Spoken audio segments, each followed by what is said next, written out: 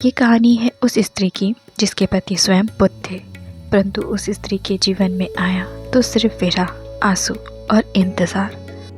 गौतम बुद्ध के बारे में तो हम सब जानते हैं, लेकिन आज हम जानेंगे गौतम बुद्ध की पत्नी यशोधरा के बारे में।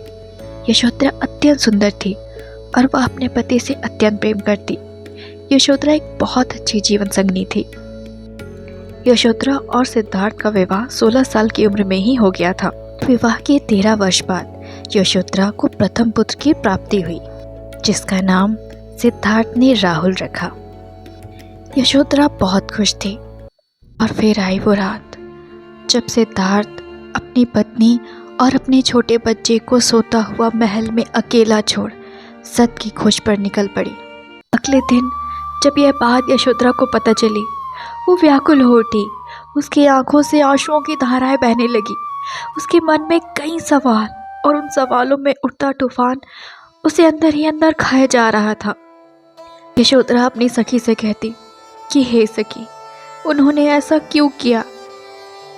क्यों मुझ पर इतना अविश्वास किया? यदि वो मुझसे जाने की बात करते तो मैं स्वयं उनका राज तिलक करके उन्हें भेजती, या शायद मैं उनके साथ चलती, परंतु उन्होंने मुझसे कुछ न कहा और वो चुपचाप आधी रात में सत्य के मार्ग पर निकल पड़े।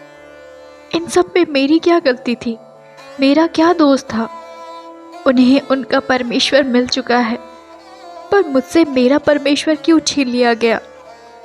अब मैं कहाँ जाऊं, कहाँ दर दर भटकूं? इधर यशोधरा विरह की अग्नि में जलती अपने पुत्र को संभाले संसार का मोह त्याग एक सन्यासी जीवन जीने लगी। और उधर सिद्धार्थ अब गौतम बुद्ध बन चुके थे। वह सत्य के मार्ग पर बहुत आगे बढ़ चुके थे। गौतम बुद्ध के पिता ने कई लोगों को भेजा कि आप जाओ और गौतम बुद्ध को यह संदेश दो कि उनके पिता, उनकी पत्नी और उनका पुत्र उनके जाने से अत्यंत दुखी हैं और वो उनकी राह देख रहे हैं। वो उनसे एक बार ज़रूर मिले। परंतु गौतम बुद्ध का जवाब बस यही होता, बुद्धं शरणं गच्छामि। परंतु गौतम बुद्ध के पिता ने एक अंतिम बार फिर से प्रयास किया और उन्होंने संदेश भिजवाया कि उनके पिता आखिरी सांसें गिन रहे हैं और न जाने कब उनकी आखिरी सांसें अंतिम हो, इसीलिए वो एक बार उनसे ज़रूर मिले। यह सुनते ही गौतम बुद्ध अपने घर की ओर निकल पड़े और नगर पहुंचते ही वह हर घर से भिक्षा मांगने लगे। अब उनके कई चेले थे और आखिरी द्वार उनका स्वयं महल था।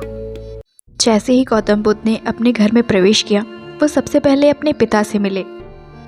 जैसे ही गौतम बुद्ध के पिता ने उन्हें देखा, उनसे कहा कि आपने अच्छा नहीं किया, आपको अपने पुत्र के दायित्व से यूँ भागना नहीं था। मेरा दुख तो फिर भी ठीक है, पर उस स्त्री का क्या जिसे आपने ब्याह के लाया है, जिस स्त्री ने अपना पूरा जीवन आप पे समर्पित किया है, उसके सामने जाओ। बुद्ध के कदम आगे बढ़े और वह अपने कमरे में पहुँचे, जहाँ उनका इंतज़ार उनकी पत्नी यशोधरा कर रही थी। बुद्ध ने यशोधरा की आंखों में देखा, वह बुद्ध जो दुनिया को ज्ञान प्राप्त करा रहे थे। उनका बौद्धित्व कहीं न कहीं डगमगा गया, क्योंकि यशोधरा के सामने खड़ा हुआ व्यक्ति बुद्ध नहीं, यशोधरा का पति सिद्धार्थ था। गौतम बुद्ध शांत रहे, यशोधरा भी शांत रही। किसी के अंदर इतनी हिम्मत न हुई कि कुछ कहा जाए, आखिर कैसे बात शुरू की जाए। वह एक दूसरे को देखते रहे।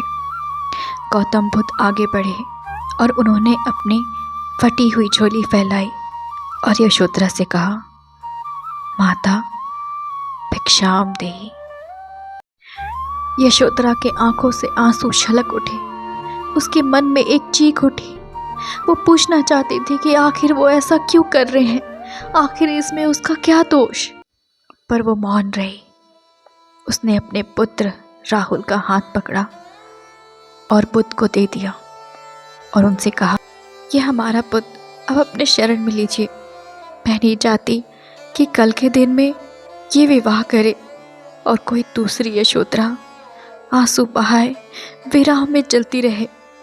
उसे भी ये आधी रात को अकेला छोड़ बिना बताए, बिना कुछ कहे यूँ सत्य के मार्ग पर निकल पड़े और उसका भी बालक अपने पिता को देखने को तरसते रहे। सिद्धि हेतु स्वामी कहे यह गौरव की बात है, पर चोरी चोरी कहे यह बड़ी व्याघात है। आखिर वो कौन सा सत्य था जो यहाँ रहकर नहीं मिल सकता था और जिसके लिए आपको यूं मुझे अकेला छोड़कर जाना पड़ा।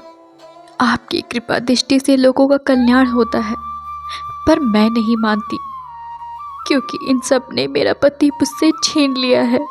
और फिर अंतिम बार बुद्ध ने यशोधरा से कहा, मुझे यहाँ से जाने की इजाजत दें।